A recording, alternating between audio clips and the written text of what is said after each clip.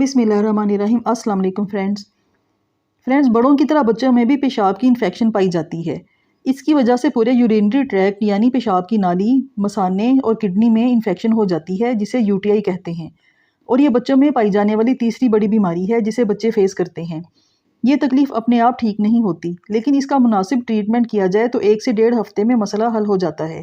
लेकिन इसकी वजह से बच्चा बहुत ज़्यादा तकलीफ में होता है। उसे पेशाब करने में जलन और दर्द महसूस होती है और वो यूरिन पास करने से भी डरता है और पेशाब करने के दौरान भी रोता रहता है।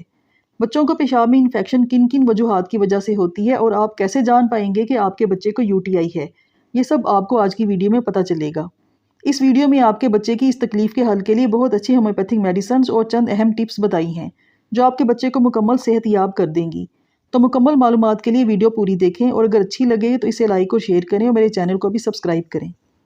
100 में से 8 लड़कियों और 2 लड़कों को 5 साल का होने से पहले पेशाब की इन्फेक्शन का मसला पेश आता है। ये इन्फेक्शन यूटीआई कहलाती है, यानी यूरिनरी ट्रैक्ट इन्फेक्शन। इसकी वजह से गुर्दे, मसाने, पेशाब की नाली की लाइनिंग में जलन और इरिटेशन होती है। ये इन्फेक्शन उस वक्त होती है जब जरासीम यूरिथ्रा से ऊपर मसाना, यूरेटर और किडनी तक चले जाते हैं। इस तरह की इन्फेक्शन बच्चियों में ज़्यादा देखने को मिलती है क्योंकि उनकी पेशाब की नाली यानी यूरिथ्रा छोटी होती है और जरासीम आसानी से उसमें दाखिल होकर ऊपर यूरिनरी ट्रैक्ट में चले जाते हैं। नॉर्मल पेशाब में कोई बैक्टीरिया या वायरस नहीं होता, लेकिन बच्चों के पखाना या पेशाब के रास्ते से ये जरासीम अंदर दाखिल हो जाते हैं। अगर छोटे बच्चों का डायपर ज़्यादा देर तक चेंज ना किया जाए तो बच्चे की पोटी या छी के जरासीम आसानी से बच्चे के जिस्म में दाखिल हो जाते हैं और अंदर जाकर मल्टीप्लाई होकर बढ़ते रहते हैं। इसी तरह थोड़े बड़े बच्चों की सफाई का अगर ख्याल ना रखा जाए तो उनके पखाने के और पेशाब के रास्ते से भी जरासीम अंदर जाकर इन्फेक्शन पैदा कर देते हैं। इस इन्फेक्शन की 2 बेसिक टाइप्स हैं, मसाने की इन्फेक्शन और किडनी की इन्फेक्शन। जब इन्फेक्शन मसाने में हो तो वहाँ सोजिश हो जाती है और दर्द रहने लगता है, इसे सिस्टाइटिस कहते हैं। लेकिन अगर बैक्टीरिया मसाने से यूरेटर के ज़रिए गुर्दे तक पहुँच जाए तो गुर्दे भी इन्फेक्ट हो जाते हैं, इसे पाइलोनेफ्राइटिस कहते हैं। ये मसाने की इन्फेक्शन की निस्बत बहुत सीरियस इशू है और गुर्दे को नुकसान भी पहुँच सकता है। जब इन्फेक्शन हो जाती है तो मसाना, यूरिथ्रा, यूरेटर और किडनी सूज जाते हैं और सुर्ख हो जाते हैं। थोड़े बड़े बच्चे पेट के निचले हिस्से और कमर में दर्द की शिकायत करते हैं और उन्हें बार बार पेशाब आता है। बच्चे पेशाब करते वक्त रोते हैं, चीखते चिल्लाते हैं और बहुत मुश्किल से थोड़ा सा पेशाब खारिज होता है। इसके अलावा उनसे पेशाब कंट्रोल नहीं होता। वो दिन भर में बार बार यूरिन पास करने जाते रहते हैं और कुछ बच्चे बिस्तर पर ही पेशाब कर देते हैं। बहुत छोटे बच्चे अपनी तकलीफ बता नहीं सकते, वो सिर्फ रोते हैं या उन्हें बुखार हो जाता है और वो खाना पीना छोड़ देते हैं या उन्हें लूज मोशन स्टार्ट हो जाते हैं। अगर आपके बच्चे को तेज़ बुखार हो जाए बगैर किसी वाज़िया अलामत के, मसलन इससे कोई फ्लू या कान दर्द की सिम्टम्स ना हो और वैसे ही बुखार हो जाए तो उसको सीरियस लेना चाहिए, क्योंकि अगर इन्फेक्शन बढ़ जाए तो ये बैक्टीरिया खून में दाखिल होकर फैल सकता है, जिससे बच्चे की जान को ख़तरा भी हो सकता है। यूटीआई की सूरत में बच्चे के पेशाब में से बदबू आना शुरू हो जाती है, पेशाब का रंग स्याही माइल हो जाता है और शदीद इन्फेक्शन में ब्लड भी यूरिन के रास्ते से आना शुरू हो जाता है। बच्चों की कमर के निचले हिस्से में दर्द होता है, इसके साथ साथ बच्चे को वॉमिटिंग भी हो सकती है। यूटीआई होने की सूरत में इलाज के साथ साथ बच्चे को बहुत ज़्यादा लिक्विड इंटेक्स की ज़रूरत होती है। बच्चे को बार बार पानी, जूसेस वगैरह पिलाते रहें। इस तरह पानी ज़्यादा पीने से बैक्टीरियाज बच्चे के जिस्म से फ्लश आउट हो जाते हैं और इन्फेक्शन में कमी आती है।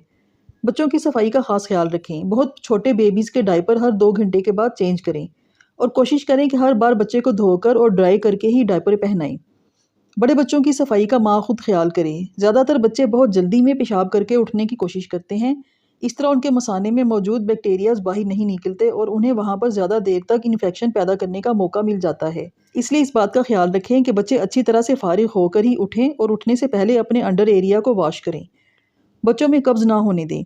कब्ज़ की सूरत में सख्त पखाने से बच्चे का यूरिनरी ट्रैक्ट दब जाता है, जिससे पेशाब का बहाव कम होता है, पेशाब खारिज नहीं हो पाता और वहाँ पर बैक्टीरिया को इन्फेक्शन करने का मौका मिल जाता है। बच्चों को हल्के फुल्के सूती कपड़े पहनाएं ताकि हवा उनके अंडर एरिया को लगती रहे और वो जगह ड्राई रहे। बच्चे खेलकूद के दौरान या स्कूल में अक्सर पेशाब करना भूल जाते हैं और हाजत होने के बावजूद पेशाब करने नहीं जाते। इस तरह अगर मसाने में पेशाब ज़्यादा देर तक रहे तो वहाँ बैक्टीरिया को फलने फूलने का मौका मिल जाता है। इसलिए बच्चे को इस बात की ट्रेनिंग दें कि जब भी पेशाब की हाजत हो फ़ौरन जाएं और पेशाब करें।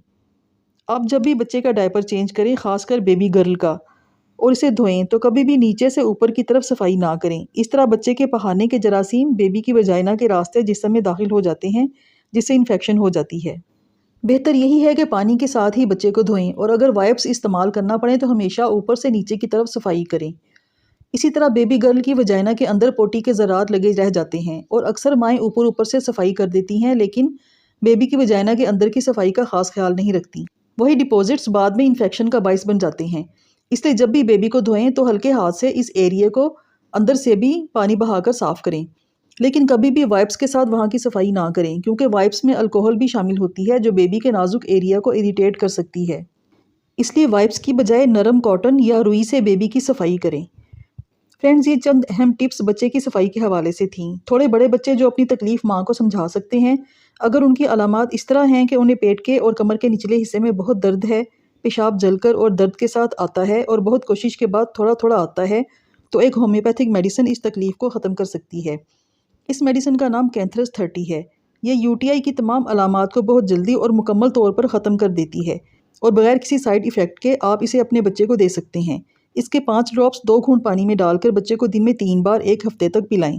1 ہفتے میں بچے کو بہت زیادہ ریلیف مل جائے گا اور اس کا UTI ختم ہو جائے گا، لیکن بہت چھوٹے بچے کی علامات کو سمجھنا مشکل کام ہے، اس لیے اگر چھوٹے بیبی کو بخار ہے بغیر کسی واضح علامت کے، یا بخار کے ساتھ بچہ بہت زیادہ رو رہا ہے، تو اسے فوراً ڈاکٹر کو دکھا کر اس کا ٹریٹمنٹ شروع کریں۔ تو بچوں کے UTI کے حوالے سے یہ ٹپس اور میڈیسن آپ کو اگر اچھی لگی ہو تو میری ویڈیو کو لائک اور شیئر کریں اور میرے چینل کو بھی سبسکرائب کریں۔ شکریہ۔